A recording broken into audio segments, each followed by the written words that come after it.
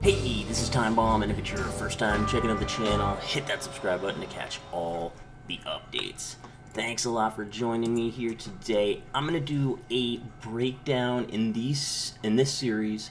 I'm gonna do different basics of fleet battles, and in this first episode, I'm gonna go over the different roles and how I think it should be approached. Sometimes you'll be into a random game, and people just don't seem to understand the ship they've chosen and how it fits in. So here's a basic description of what you should do with your roles. So in any fleet battles game, this basic approach right here, you want to have 2 members focused on cap ship damage. You want to have 2 members focused on creating air superiority, and you want to have 1 support ship to help out those 2 different groupings achieve those goals. So that's basically it. Now, of course, you want to take out objectives, and that's what the cap ship are doing, or the 2 players who are focusing on the damage are doing. And then for them to be able to get that damage done, you need to have 2 players focused on the air superiority, probably interceptors. So now I'm going to get into what the different ships are and how they can fit into those roles. Now,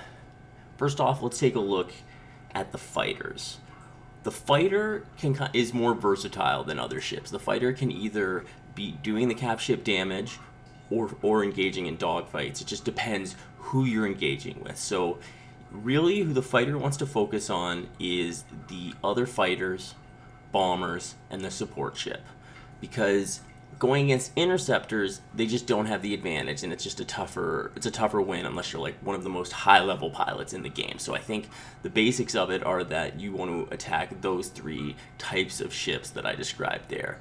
Now, on the other side, you can still do really good cap ship damage with the X-Wing. You can kind of just fly in there quickly now with the boost extension kit too. Not that you couldn't before without it, but it gives that extra level of escapability that you can just fly across the map, get in, do damage, get out of there quickly. It's a really good tool for that, so it's something to consider now. So you can go either way with it, just depending on your team makeup. You have to talk about what you want to do and what you like to do. I'm sure if you're playing 5-stack, you guys have that more defined, but even getting into a game by yourself and playing with random players, it's good to discuss that. The bombers, they have a different role completely. The bombers have to focus on doing capital ship damage, and they have to do AI farming.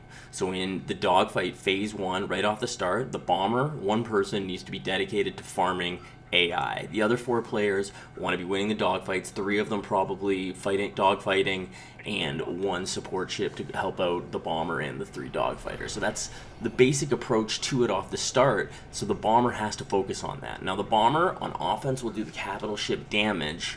Defensively, 1 player and a bomber will want to focus on doing AI killing specifically. Now, to do the AI killing, the best way to do it is to have a bomber with the Goliath missile and the multi-lock missile, because you can basically take out 1 flock with the multi-lock and then 1 flock with the Goliath and kind of shoot any leftovers there. And if your team is getting the kills, then you can have defensive flips pretty quickly doing it that way. If no one dies, bomber gets the AIs, the dogfights are won. It should be a pretty quick flip, in best case scenario anyway, and then you take out the cruiser and boom, you got a flip. Now, that's the other thing. The 1 bomber can also look at doing some cruiser damage there on just taking it out late, I think is the best bet. You don't want to go for it right away. You want to do it late, so when you kill it, it will do the flip right away. That's the best bet for it, but I think really what you want to do is you want to farm humans to flip on defense. So that's the bomber.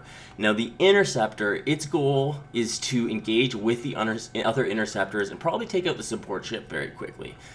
That's what they want to be focused on. So because the interceptors are the real problem for your other teammates, so you want to be engaging with them, taking them out quickly, and then that'll help you, obviously on offense, it'll clear a way for the bombers to attack, and then on defense, it'll help for your teammates to be able to get the kills and the AI kills. Just clear you want to have air superiority with your interceptors. Now, you don't necessarily need to be dogfighting solely, like I said, 2 air superiority and 2 cap ship. It doesn't mean that they just have to do that only. It's just that has to be their main focus. 2 have to be focused on winning dogfights and not dying and getting those kills, and 2 have to be focused on not dying and getting capital ship damage. And, the air superiority players are protecting the capital ship damage players. But that doesn't mean that the air superiority 2 players that I've mentioned don't try and get capital ship damage, or that the players focused on capital ship damage aren't going to get kills or AI kills. Everyone's going to do it. You just have to be opportunistic when you're doing the things that are not specifically your role.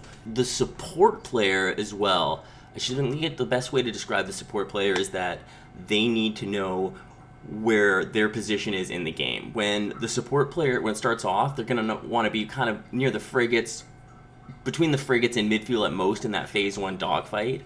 As it switches to either offense and defense, that's when your position can kind of move back or forward. When you're on offense, as a support ship, you want to be able to play more midfield and then be able to get out quickly back to your frigates. When you're on defense, you want to be kind of playing, in phase 2, you want to be playing sort of between the frigates and your capital ship, probably closer to the frigates. And then if you do go back to phase 3 on defense, you want to be playing probably on the nose of the cap ship and be able to get underneath or on top or wherever you need to get to the back as quickly as possible to help out your different teammates or just support in whatever way. So the support ship's most important role is knowing where on the map that they need to be. You want to communicate, you want to group together to achieve what you talk about. You want to have your interceptors flying with your 2 bomber type builds. If it's X-wing bombing or a bomber actually in there bombing, whichever your approach is, you want to have them protecting those bombers on the way in, and then maybe getting some cap ship damage as you can as you go in. So that's the basics to these different roles, I think, in the ships. I think that it's pretty straightforward. If you communicate with your team and talk about what you need, then you'll know what you're doing in your ship and how you can get that damage as quickly as possible. Because when a team is organized with their roles and understanding what you have to do in the different ships, that's when you can start to win very quickly. So thanks a lot for checking out this video. I'm going to do more of these. List below any questions you have. Give me any criticisms. Let you know where this kind of little role description could be improved. Maybe I wasn't clear on something. Maybe I'm wrong. Let me know in the comments below. Thanks a lot for watching this video. If you did enjoy it, give it a like. I'm Time Bomb. I'll catch you guys later.